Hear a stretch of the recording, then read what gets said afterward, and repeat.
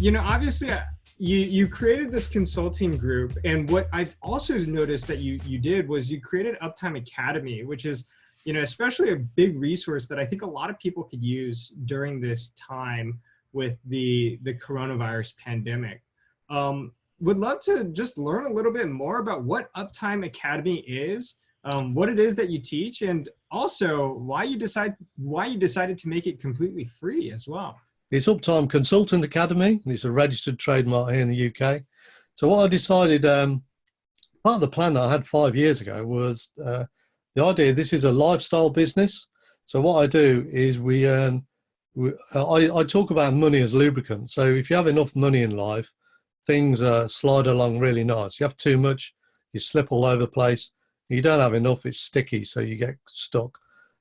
So the idea was to drive our lifestyle, but not go and make £1 million or dollars.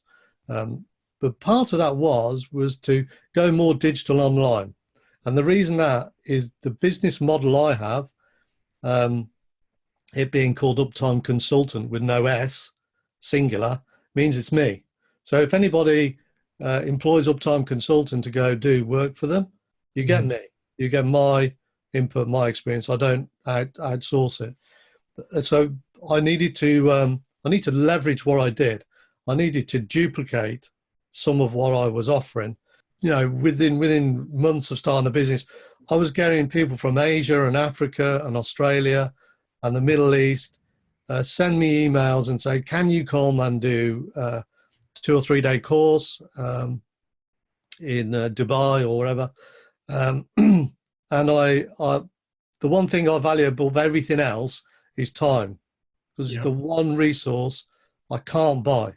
So I was diplomatic and I had to say to them, look, I'm not going to, because 2 or 3 days training takes me 7 days to travel here and there, and it takes me away from my client base in the UK. So the only way I could do it was by digitizing it, by going on an online platform.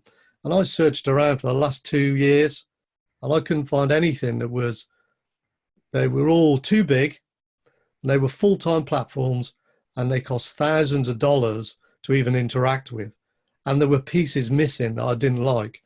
And then about a year ago, I came across Thinkific, which is a Canadian-based application company. And they have a front-end dashboard. They have a really intuitive way of building a short course, and also the interface between the person taking the course and the content is really intuitive and good. So I started last February, probably about a year ago, I started writing some of the things I was already sharing with my clients into courses that I could put out that would be based on an hour long. So they'd be short and they would be segmented into 5-minute pieces. It was based on nothing you find in books. So I didn't want to regurgitate other people's books or IP or any of that.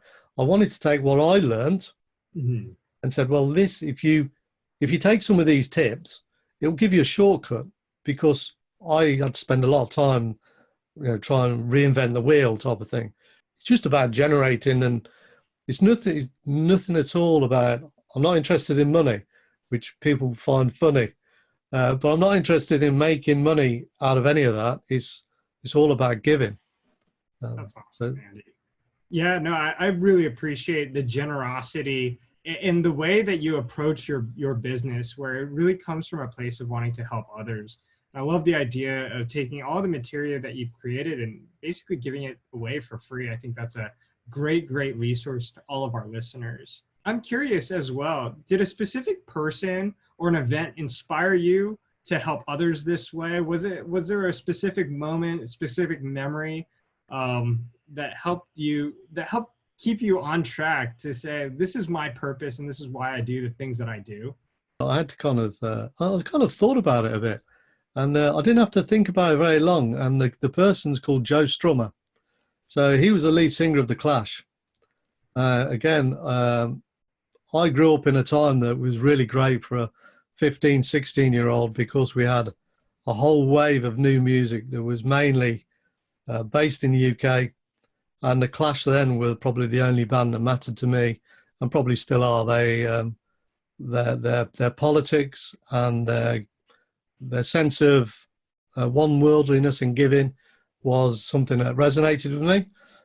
So I always kind of quote to some people, there's a thing that Joe Strummer says about without people, you're nothing. And it's a part of a kind of a 2-minute kind of speech you can find on YouTube by Joe Strummer that lets you understand it's the humanity that matters. When I started this business up, these kind of networking events where you're thinking about joining, making a business, you don't know where the idea is going to work. Mm-hmm. So I went and I networked with some people, and there was one particular guy who had a marketing and branding company. He said to me very generously, he said, come and visit me at my office. I'll give you a couple of hours and we'll sit down and you can tell me about your business, what you're going to do, and I'll critique it if you want. I'll give you some feedback. So I went out to to his office out in the countryside, and it was the first time I'd pitched. That was it. It was the first time I'd gone, right, this is what I'm going to give you.